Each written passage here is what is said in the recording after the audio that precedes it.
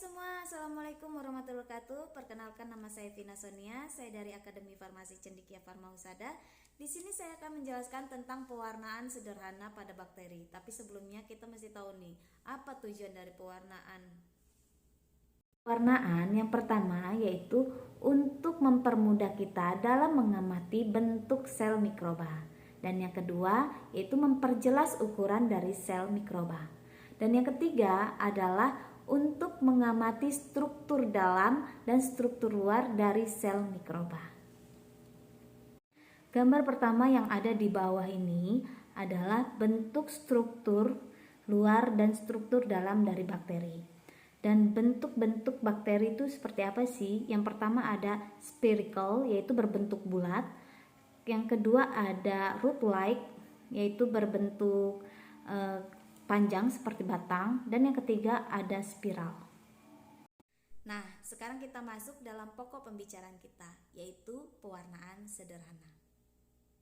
Apa sih yang dimaksud dengan pewarnaan sederhana? Pewarnaan sederhana adalah pewarnaan yang menggunakan satu jenis zat pewarna dalam mengidentifikasi morfologi sel bakteri. Ada 4 jenis pewarna yang biasa digunakan.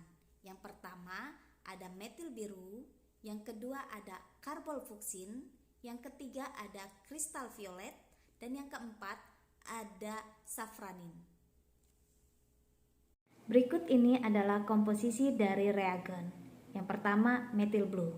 Metil blue memiliki komposisi metil blue, postanium hidroksida, dan etanol. Yang kedua ada kristal violet. Kristal violet memiliki komposisi kristal violet, etil alkohol, amonium oksalat, dan aqueous.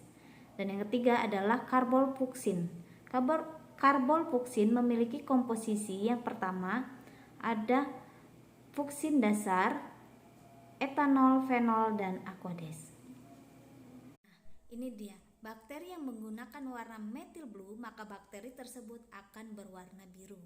Bakteri yang menggunakan kristal violet, maka bakteri tersebut akan menghasilkan warna ungu.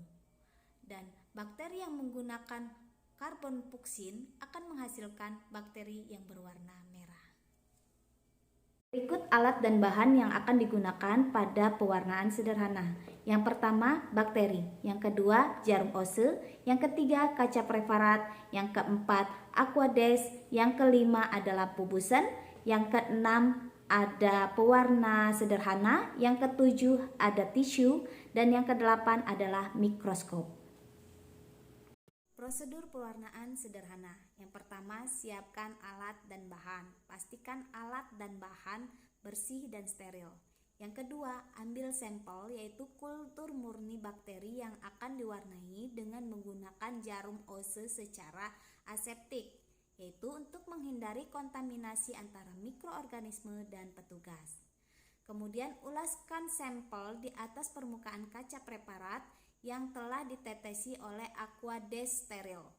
Lakukan pemerataan pada ulasan, hindari ulasan yang menumpuk atau ulasan yang terlalu tipis, karena dapat mempengaruhi pada saat pengamatan.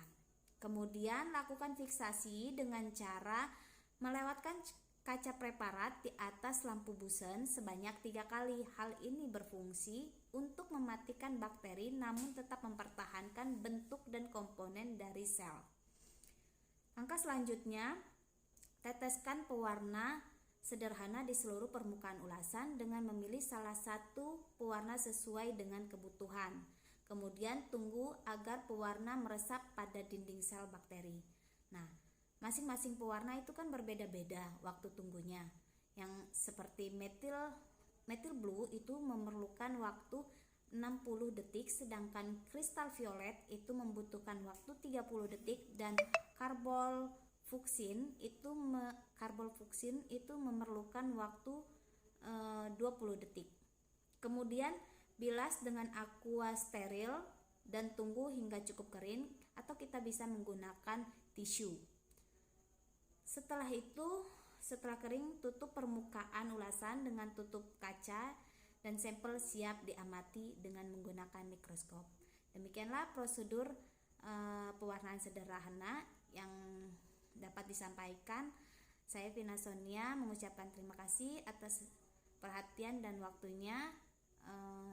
Wabillahi taufiq walhidayah. Wassalamualaikum warahmatullahi wabarakatuh.